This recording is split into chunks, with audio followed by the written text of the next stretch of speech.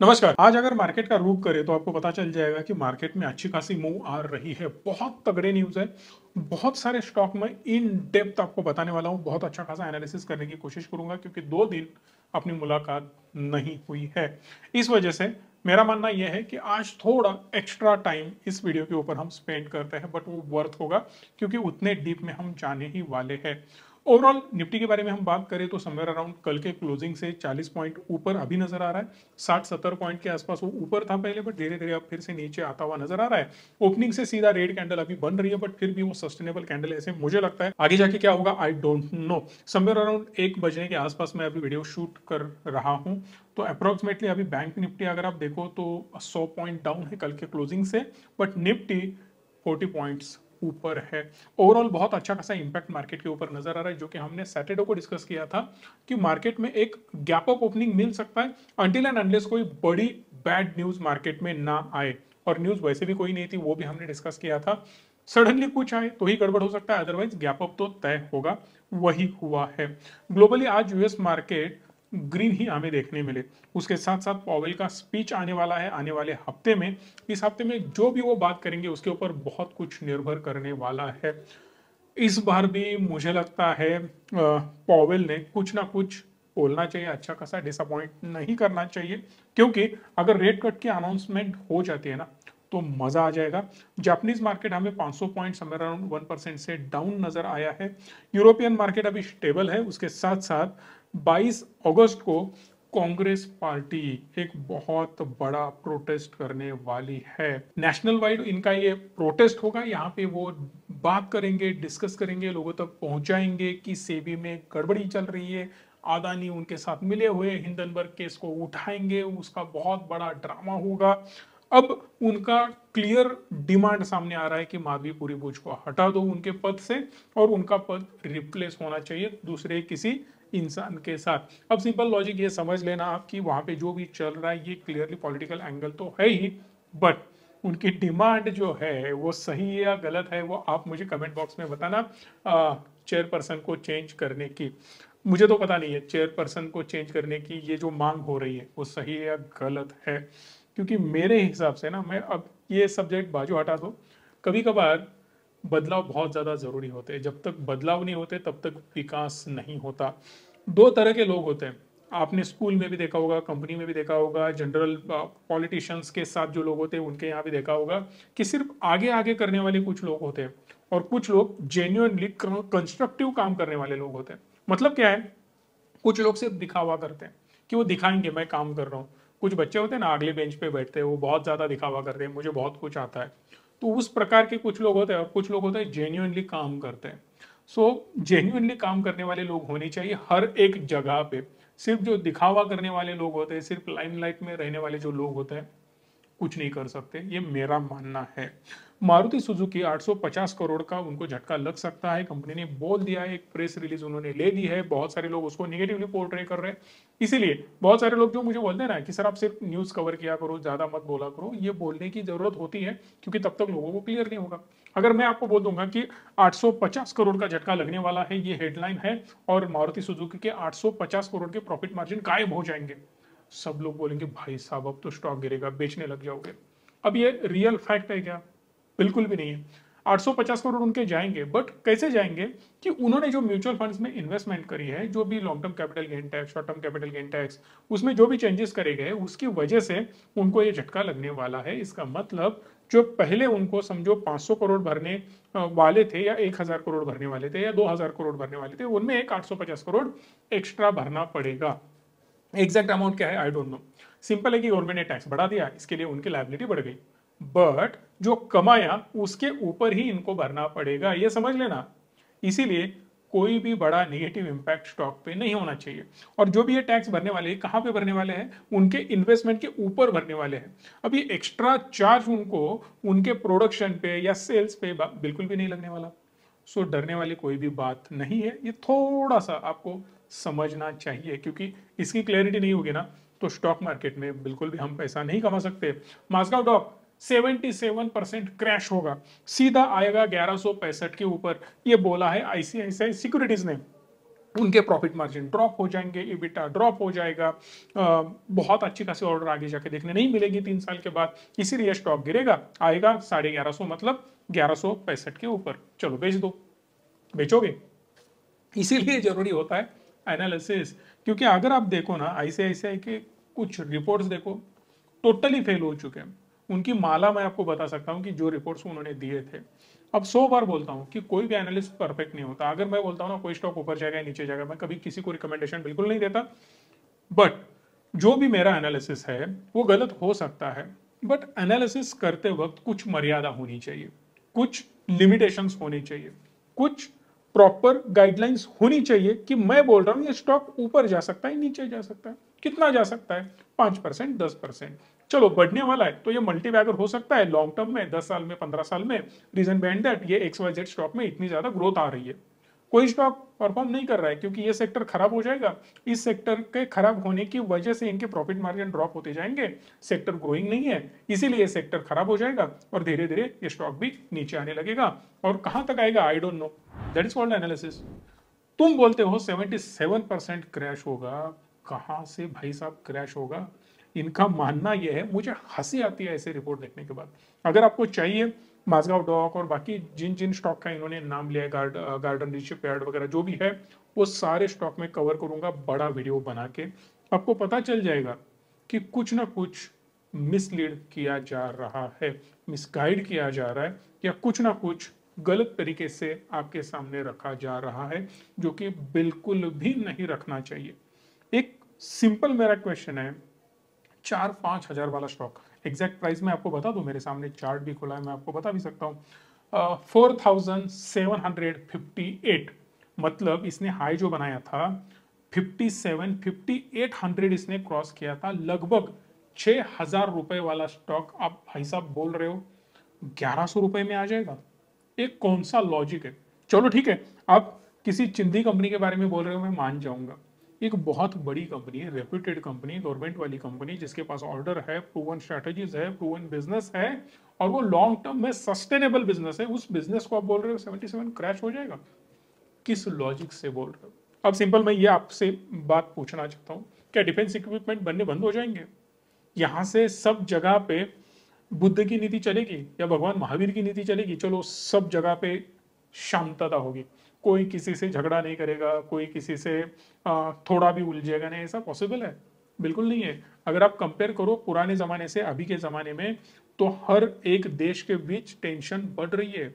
जो भी कमिटी बनाई गई या जो भी बड़े बड़े देश एक साथ आके जो G20 समिट वगैरह जो भी करते हैं, वो बनाने के बाद कंट्रोल होना चाहिए, बढ़ रहा है सब कुछ। अब ये बनाया इसीलिए नहीं बढ़ रहा है, बट कहने का मतलब यही है कि हर साल कोई नया देश अलग अलग देश के साथ उलझा हुआ है। इस चक्कर में जेन्युइनली अपने देश को प्रोटेक्ट करने के लिए जो भी देश है अपना स्पेंडिंग, आर्मी स्पेंडिंग बढ़ाने वाला है, ये सिंपली आपको दिमाग में रखना है। अब आईसीआईसीआई का मानना यह है कि ये स्टॉक अब ओवर वैल्यूड हो चुका है। इस स्टॉक का अगर आप पीई रेशो देखो तो मैं बताना चाहता हूं आपको, 41 पीई रेशो यहां पे नजर आ रहा है। 41 पीई रेशो अगर ओवर वैल्यूड है तो कई स्टॉक के पीई रेशो 200, 250, 400, 2000, बताओ वो ओवर वैल्यूड नहीं है? वो स्टॉक 77% नहीं गिरेंगे? यही क्यों गिरेगा? अब मुझे पर्सनली माझगांव डॉक मेरी खुद की इन्वेस्टमेंट नहीं है, बट ओवरऑल अपने जो बास्केट में लोग इन्वेस्ट करते हैं, अपने प्राइवेट लिमिटेड कंपनी में जो भी हम मैनेजमेंट करते हैं वहाँ पे इन्वेस्टेड है, बट मल्टी बैगर हो चुका है। तब कहाँ गए थे? ऐसे इन्होंने बहुत सारे स्टॉक को, KPIT लो या बहुत सारे स्टॉक में आपको बता सकता हूँ, इन्होंने डाउनग्रेड किया था। इवन टाटा को भी डाउनग्रेड किया था कि 45% गिरेगा। गिरा? बिल्कुल नहीं गिरा। क्यों नहीं गिरा उसका आंसर ये नहीं दे पाएंगे, क्योंकि वो एनालिसिस था। बट अगर आप कोई सांप आके छोड़ देते हो ना, तो उसका वो इम्पैक्ट मार्केट पे होता है। 5-6% स्टॉक नीचे आएगा, फिर से जो होगा देखा जाएगा।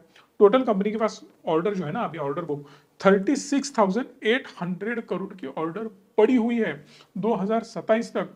मतलब 3 साल का माल अभी बनाना बाकी है। तो समझ जाना, कंपनी हर साल 9,000 करोड़ के आसपास बिजनेस करती है। मतलब 27,000 करोड़ वो बना सकते हैं अभी के हिसाब से। और ये बनाएंगे कितना? 36,800। इसका मतलब आगे जो ग्रोथ होगी वो 9,000 करोड़ और एक्स्ट्रा होगी। इसका मतलब 25-30% से ईयर ऑन ईयर ग्रोथ हमें देखने मिल सकती है। इसका मतलब स्टॉक में ग्रोथ ना होना नेक्स्ट टू इम्पॉसिबल है। समझ जाओ, सिंपल। अभी उसके आगे जाके मैं आपको बताना चाहता हूं कि कंपनी ये जो ऑर्डर है, इसके जो लगने वाले स्पेयर पार्ट है, जो रॉ मटेरियल लगने वाला है, जो प्रोक्योरमेंट करना है, वो ऑलरेडी कर चुके हैं। इसका मतलब प्रॉफिट मार्जिन और तगड़े बढ़ सकते हैं। 25% से लेकर 30% तक इनके प्रॉफिट मार्जिन और बढ़ेंगे। इसका मतलब अभी जो एवरेज प्रॉफिट मार्जिन इनका 15% वगैरह आ रहा था, 12%, ये एग्रेसिवली बढ़ता हुआ नजर आएगा। अगर प्रॉफिट मार्जिन एग्रेसिवली बढ़ता नजर आएगा तो स्टॉक भी एग्रेसिवली बढ़ता हुआ नजर आ सकता है। ये मैं क्लियरली एजुकेशन पर्पज के लिए बता रहा हूं, मुझे कोई भी आपको टिप्स नहीं देनी है। ये इतना ज्यादा डीप जाने की कोशिश क्यों कर रहा हूं? क्योंकि आपको समझ में आए कि कोई रिपोर्ट बता रहा है, आप संकेत आउटे कोई स्टॉक बता रहा है कि ये ऊपर जाएगा, अरे नहीं चलता है भाई साहब। तुम खुद एनालिसिस करना चाहिए कि तुमको 2 मिनट में समझ में आना चाहिए, नहीं तुम गलत बोल रहे हो, या ऐसा ऐसा नहीं हो सकता, या मुझे ये समझ में नहीं आ रहा है, मैं नहीं करूंगा इन्वेस्ट। बहुत सारे लोगों ने मुझे पेटीएम पे क्रिटिसाइज किया कि तुम बोल रहे थे ऊपर जाएगा, ये नहीं बढ़ेगा क्योंकि फंडामेंटली कुछ है ही नहीं। बट मैंने उस वक्त भी बोला था ये अलग रीजन से गिरा है, अब ये अलग रीजन से बढ़ेगा भी, डबल हो चुका है वहां से बॉटम से, और यहां से भी और डबल होने के चांसेस हमने ऑलरेडी प्रेडिक्ट कर रखे हैं। क्योंकि 3x हमने तभी बोला था 300 रुपए में, जो कि अभी 600 क्रॉस कर चुका है, 900 भी करेगा। उसके रीजन अलग है, वो इससे मैच बिल्कुल नहीं करते। इसका मतलब पेटीएम जाके दौड़ के लेने का नहीं है, क्लियरली बोल देता हूं। मैंने सिर्फ एक प्रेडिक्शन दिया था, क्या होगा, कैसे होगा, क्यों होगा, वही हो रहा है। ब्लिंकिट जोमेटो के बारे में भी हम बात करेंगे, बट इसके पहले इसके बारे में हम बात करते हैं। ऐसे ऐसे को लगता है कि 3 साल के बाद इनको ऑर्डर ही नहीं मिलेगा, और मिलेगा तो भी इनके प्रॉफिट मार्जिन नीचे आएंगे। बिल्कुल आएंगे, आने दो, कंपटीशन है। जैसे ही मार्केट में कंपटीशन बढ़ता जाएगा वैसे ही आपके प्रॉफिट मार्जिन घटते जाएंगे। बट एक मजेदार चीज बता देता हूं कि ये मार्केट लीडर है, one of the PSU company है जो इस सेम सेगमेंट में काम करती है। नवरत्न कंपनी है, एकमेव नवरत्न कंपनी है जो इस सेगमेंट में काम करती है। और जो गवर्नमेंट होता है ना, किसी को भी ऐसे ऑर्डर नहीं देता है कि भाई चल सबमरीन बनाता है, दे दे 2 सबमरीन, तू वेसल बनाता है, चल 10-12 वेसल भेज दे। इतना आसान नहीं होता है, क्योंकि ये सिक्योरिटी का मामला है, किसी को भी ऑर्डर ऐसे ही नहीं दी जा सकती। प्रूवन ट्रस्टवर्दी कंपनियां होनी चाहिए, तभी उनको ये ऑर्डर मिलती है। और इस सेगमेंट में इतनी ज्यादा ऑर्डर भी नहीं होती। So step by step growth होती जाएगी, और आगे जाके जो मैं बार बार बोल रहा हूं कि समुद्री मार्ग बहुत नेक्स्ट लेवल एक्सपांड होने वाला है। पोर्ट बिजनेस, और पोर्ट बिजनेस पे क्या आएगा, बस से थोड़ी पोर्ट बिजनेस पे काम चले, क्या बनाना पड़ेगा आपको, बड़े बड़े जहाज बनाने पड़ेंगे। ये कंपनियां कमर्शियल जहाज भी बनाती है। इसका मतलब समझ जाना, बहुत ज्यादा मुझे बिल्कुल इसमें डिस्कस नहीं करना है। कोचिन शिपयार्ड को इन्होंने बोल दिया है कि सीधा 73% डाउन हो जाएगा। अगर जेन्युइनली आपको डिटेल में एक वीडियो चाहिए ना, प्लीज मुझे बताना, मैं एक आधा घंटे का ऐसा वीडियो बना दूंगा ना, इसके ऊपर आपको सब समझ में आ जाएगा कि एक्चुअली क्या हो रहा है, क्यों बोला जा रहा है, और क्या हो सकता है। सो कमेंट करना शिप, SHIP, शिप अगर कमेंट करोगे 1000 कमेंट मुझे चाहिए आज के आज, तुरंत कंप्लीट कर दो। एक तगड़ा वीडियो बना दूंगा, कल आपको देखने मिल जाएगा, जैसे अगर कंप्लीट करते हो तो, अदरवाइज ड्रॉप करने वाला हूं। Oil and gas sector focus में है अभी। विंडफॉल टैक्स सीधा 54% से कम कर दिया है। 2100 रुपीज पर टन पे विंडफॉल टैक्स आ चुका है। क्रूड ऑयल के प्राइसेस $83 पर बैरल से अभी 78 पे आ चुके हैं। गुड न्यूज फॉर OMCs की all stock trading in green, 3 to 5% की ग्रोथ ये सारे स्टॉक में नजर आ रही है। BPCL की बात करें तो ऑल टाइम हाई तोड़ चुका है भाई साहब, रॉकेट बन चुका है। जहां पे अब PSU PSE स्टॉक को क्रिटिसाइज किया जा रहा है, वहां पे हम इनकी अभी भी तारीफ कर रहे हैं। रीजन बिहाइंड दैट कि 1.7 लाख करोड़ की इन्वेस्टमेंट करने ये कंपनी जा रही है। ऑयल का पैसा है भाई साहब, किसी कंपनी के पास इतना पैसा नहीं होगा, कोई जाइंट के पास इतनी बड़ी ताकत नहीं होगी, उतनी बड़ी ताकत ये PSU स्टॉक के पास है। सिर्फ उनको फ्री हैंड देने की जरूरत है। एक बार इनको फ्री हैंड मिल गया, ये लोग आग लगा देंगे, मैं गारंटी के साथ कह सकता हूं। 5 साल में ये इन्वेस्टमेंट होगी ऑयल रिफाइनरीज का रिपेयरमेंट करने के लिए, उसके साथ साथ इंप्रूवमेंट करने के लिए, और मार्केटिंग करने के लिए, पेट्रोकेमिकल्स, उसके साथ साथ green energy, gas, non fuel retail, digital, इन सारे एरियाज में कंपनी एक्सपांड करना चाहती है, इन्वेस्ट करना चाहती है और इनको ग्रो करना चाहती है। नॉन फ्यूल रिटेल बहुत सारे प्रोडक्ट ऐसे होते हैं, उनमें भी इनकी ग्रोथ बहुत ज़्यादा है। अब थोड़ा पेट्रोलियम का बिजनेस मैं जानता हूँ, थोड़ी इंफॉर्मेशन है मेरे पास, और भी घुस सकता हूँ अंदर, बट जरूरत नहीं है। इतना ही समझ लेना कि भाई साहब धंधे में तगड़ी ग्रोथ है। ग्रीन एनर्जी दिमाग से हटा दो सिर्फ। बहुत सारे लोग इतना ही लेके बैठे ग्रीन एनर्जी में इन्वेस्ट करेंगे। भाई साहब जिस दिन गवर्नमेंट बोलेगा पेट्रोलियम बंद, उसी दिन BPCL one of the biggest green energy producer होगा। मेरा नाम लिख के रख देना और मेरे वचन भी लिख के रख देना, समझ में आ जाएगा आपको। भाई साहब पैसा पड़ा है, सीधा पैनल लगाना है, धंधा शुरू करना है, बिजनेस मॉडल चेंज करना है बस। अपने बाप का पैसा तो है नहीं, किसका पैसा है? गवर्नमेंट का पैसा है, गवर्नमेंट की कंपनी है। समझा करो।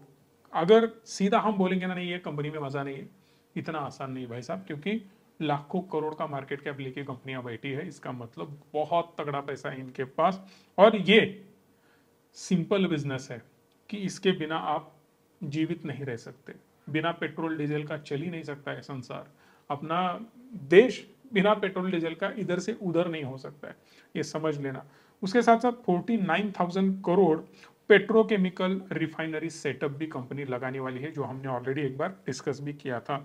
इंडियन आर्मी अभी 6,500 करोड़ का न्यू ऑर्डर देने वाली है, जिसमें 400 नए हॉविट्जर्स होंगे। मतलब एक छोटी तोप होती है, आपको पता होगा, एक छोटी तोप जो मैन्युअली हैंडल भी की जा सकती है। लो वेट ऑटोमेटिक मशीन गन्स, किसी को चाहिए तो बता देना, ये बना के दे देंगे आपको भी। ये जो ऑर्डर है ना, वो भारत फोर्ज को भी मिल सकता है, क्योंकि भारत फोर्ज एक बहुत पुराना प्लेयर है इसमें, जो कि ये सब बनाता है। एलएनटी है, और सबसे बड़ा प्लेयर दुनिया का, इतना बड़ा प्लेयर कोई भी नहीं है, जिसका नाम है अदानी साहब। अदानी साहब को भी ये ऑर्डर मिल सकती है, क्योंकि बहुत सारे लोगों का मानना यह है कि ये मेजरली ऑर्डर भारत फोर्ज को मिल सकता है, बट मेरा मानना यह है कि नए प्लेयर को भी चांस मिल सकता है। बिकॉज जीएमआर इंफ्रा को भी लग रहा था कि एयरपोर्ट किसी को नहीं मिलेंगे, क्योंकि हम पुराने प्लेयर है और हम ही बड़े प्लेयर है, हम ही किंग है। रातों रात गायब कर दिया उनको। इतनी बड़ी ताकत अपने साहब के पास है। सो देखते हैं ये ऑर्डर किसको मिलता है। कैबिनेट ने बिहार में 2 एयरपोर्ट डेवलपमेंट को अप्रूवल दिया है।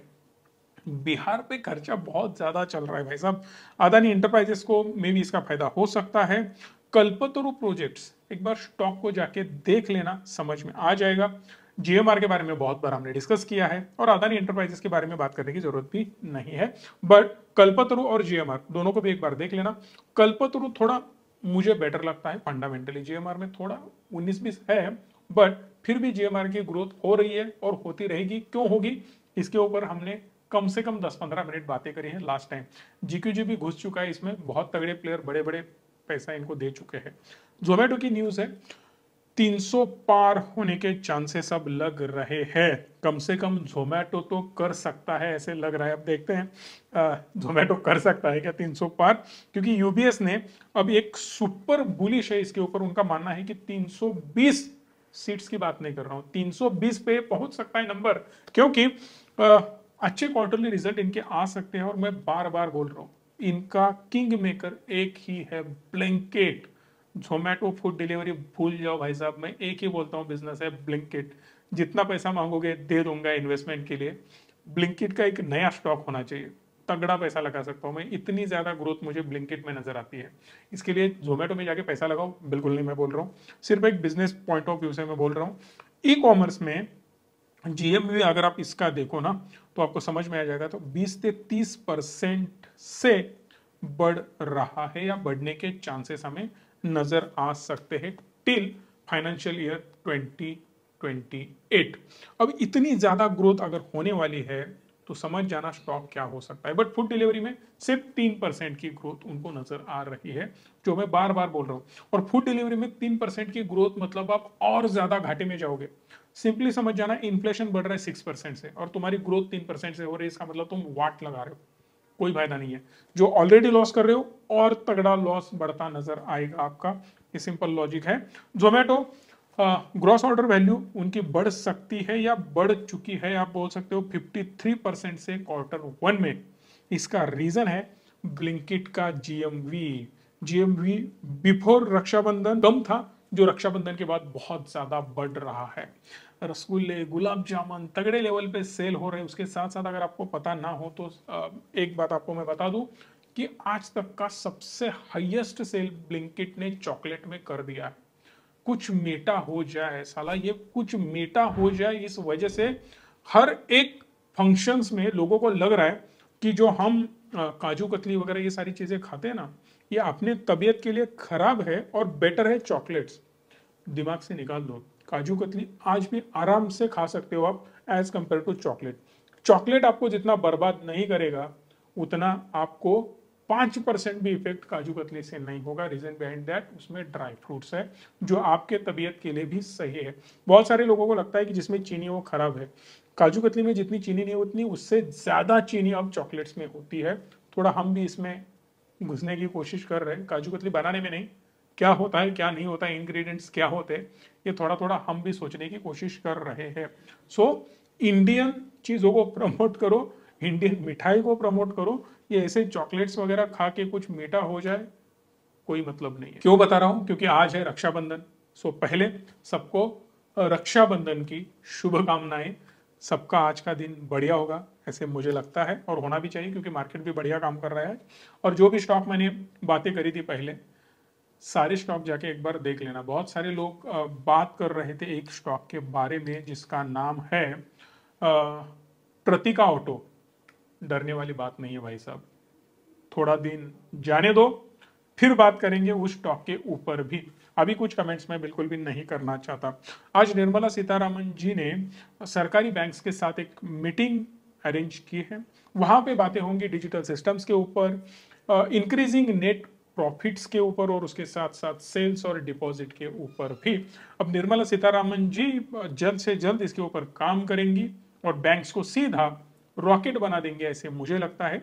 जिस प्रकार से माधवीपुरी बुच मैडम ने कंप्लीट स्टॉक मार्केट को चेंज करके रखा है, सबसे बढ़िया चेयरपर्सन है, वैसे ही सबसे बढ़िया चेयरपर्सन निर्मला सीतारामन जी है। अब ये दुनिया को बदलने चली है। 100% मुझे कॉन्फिडेंस है कि मैडम बैंकिंग सिस्टम को चेंज करके रख देंगी। अब कम से कम 10-20 गुना तो प्रॉफिट और नेट सेल्स तो बढ़ता हुआ नजर आ सकता है। देखते हैं कौन से पॉइंट्स मैडम अब उनको बताती है। स्कॉट्स कुबोटा स्टॉक के ऊपर फोकस रखना बहुत ज्यादा जरूरी है। मजाक से हटके अब बाहर आ जाते हैं। 4500 करोड़ की इन्वेस्टमेंट अब ये राजस्थान में करने वाले हैं। मैन्युफैक्चरिंग प्लांट खोलेंगे 300 एकड़ जमीन के अंदर। बहुत तगड़ा प्लान चल रहा है। 14,000 लोगों को इससे जॉब्स मिलने वाले हैं। 10,000 करोड़ का एनुअल रिवेन्यू इससे जनरेट होने की अपेक्षा है। मुझे लगता है ये इजीली लाइन अप हो जाएगा बिजनेस, क्योंकि स्कॉट कुबोटा जो भी अभी चल रहा है ना, स्टॉक देख लेना। गवर्नमेंट का फोकस फार्मिंग पे आ चुका है। फार्मिंग पे इनका ऑलरेडी फोकस है, ये मुझे बोलने की जरूरत नहीं है। एक्सपेंशन पे लग चुके हैं। ये समझ जाना कि ये आज के लिए इन्वेस्टमेंट नहीं है भाई साहब। आने वाले 4-5 साल से जो भी ग्रोथ उनको दिख रही है और आगे 5 साल के बाद होने वाली है, उस पर इन्वेस्टमेंट चल रही है। सो 4-5 साल के बाद स्टॉक कहाँ होगा ये मुझे बोलने की नौबत नहीं आनी चाहिए, क्योंकि फार्मिंग के ऊपर मैंने बहुत दिनों से अभी आपसे बातें कर रहा हूँ या सालों से मैं बोल रहा हूँ कि फंडामेंटल काम होने चाहिए और फार्मर्स के ऊपर बहुत तगड़ा काम होना जरूरी है। और उसी लाइन में ऑलरेडी गवर्नमेंट ने काम शुरू कर दिया है। सो दैट अगर स्कॉट के ऊपर आप फोकस करो तो समझ जाएगा आपको कि ये जो इन्वेस्टमेंट हो रही है ना, खुद के पैसे से हो रही है। जो मैंने कमाया वही इन्वेस्ट करके मेरे बिजनेस को बढ़ा रहा हूँ, वही चल रहा है इनके पास। इन्होंने कहीं भी बाहर से पैसा नहीं उठाया। किसी भी बड़े बिजनेसमैन की तरह बहुत बड़ा डेट उठा के अपोजिशन पार्टी उनके अगेंस्ट बहुत सारे प्रोटेस्ट कर रही है, ये देश को डुबा देंगे, ये करेंगे वो करेंगे, ये सारी चीजें चल रही है। बट मेरे हिसाब से ना, इन्होंने जो प्लान बना रखा है और जिस प्लान के ऊपर ये स्क्वाड वाले चल रहे हैं ना, बहुत तगड़ा प्लान है। सेम महिंद्रा एंड महिंद्रा, वहां पे भी ट्रैक्टर सेगमेंट में ग्रोथ दिख रही है। और यहाँ पे अगर आप ऑटोमोबाइल में देखो, उनका तो तगड़ा चल रहा है भाई साहब। अब तो 5 डोर थार भी उन्होंने लॉन्च कर रखी। सो मेरे हिसाब से जिस लाइन पे अब महिंद्रा एंड महिंद्रा भी चल रहा है, काबिले तारीफ है। डोमेस्टिक और इंटरनेशनल ऑटो इंडस्ट्री को आउट परफॉर्म करेंगे, ऐसा टीवीएस मोटर्स बोल रहा है। टीवीएस का एक बार स्टॉक जाके देख लेना। डिटेल में 3-4 वीडियो मैंने बनाए हैं, बहुत बार हमने डिस्कस किया है। जो 1 साल पहले 2 साल पहले भी बोलते थे, अभी भी बोल रहे हैं कि ये रुकने वाला नाम बिल्कुल भी नहीं है। रूरल डिमांड और ज्यादा बढ़ सकती है, पर कैपिटा इनकम बढ़ सकता है। ये मेरा अनुमान है, मैंने बहुत बार आपसे बोला है, सरकार कुछ करे ना करे कोई फर्क नहीं पड़ता, हर एक इंसान को अपनी लाइफस्टाइल इंप्रूव करनी है, हर एक इंसान को अब आगे बढ़ना है, उसके ऊपर उनका फोकस चल रहा है। गुड मानसून ऑलरेडी अपना हमें दिखाई दे चुका है, एग्रीकल्चर में ग्रोथ नजर आ सकती है। अब हर एक फार्मर अपने पास एक टू व्हीलर रखने की अपेक्षा रख सकता है और उसके तरफ वो आगे बढ़ भी सकता है। सो टीवीएस की डिमांड वहां से बढ़ती हुई नजर आ सकती है। अच्छे रोड्स हो रहे हैं, इंफ्रास्ट्रक्चर बढ़ रहा है, लोगों को जॉब मिल रहा है, विकास हो रहा है अपने देश का, तो 100% ये स्टॉक का भी विकास हो सकता है। 1,000 करोड़ का कैपेक्स ये करने जा रहे हैं नए डिजाइन बनाने के लिए, डिजाइन R&D के ऊपर, उसके साथ साथ नए प्रोडक्ट बनाने के ऊपर और ईवी के ऊपर। ईवी में भी इनका बहुत अच्छा खासा कंट्रीब्यूशन है, सिर्फ ओला ओला करके फायदा नहीं है, ओला ओला करके ये भोला आगे बढ़ जाएगा समझ जाना, क्योंकि इनके ईवीज भी अच्छा खासा सेल्स इनको दे देती है। टीवीएस की कौन सी बाइक आपको अच्छी लगती है एक बार कमेंट बॉक्स में बताना, और एक बार चार्ट जाके देख लेना कि आपने कभी सोचा था टीवीएस में इतनी अच्छी खासी ग्रोथ आएगी। करंट क्वार्टर में 2 नए प्रोडक्ट ये लॉन्च करने वाले हैं, नए प्रोडक्ट लॉन्च होना बहुत ज्यादा जरूरी है, इसीलिए मैं बार बार हीरो को क्रिटिसाइज करता हूं। जिस तरीके की ग्रोथ अब टीवीएस में दिख रही है, बजाज ऑटो में दिख रही है, वही सेम हमें हीरो में देखने मिल सकती थी, बट उस लेवल के प्रोडक्ट उनकी तरफ से लॉन्च नहीं हो रहे हैं, या उतना सेल हमें बिल्कुल भी ग्रोथ फेज में नहीं दिख रहा है, जो कि ये सारी कंपनियां हमें दिखाने की कोशिश कर रही है। आशा करता हूं आपको वीडियो अच्छा लगा होगा, इसलिए आप लाइक शेयर और चैनल को सब्सक्राइब करेंगे। धन्यवाद। Stay tune and stay positive.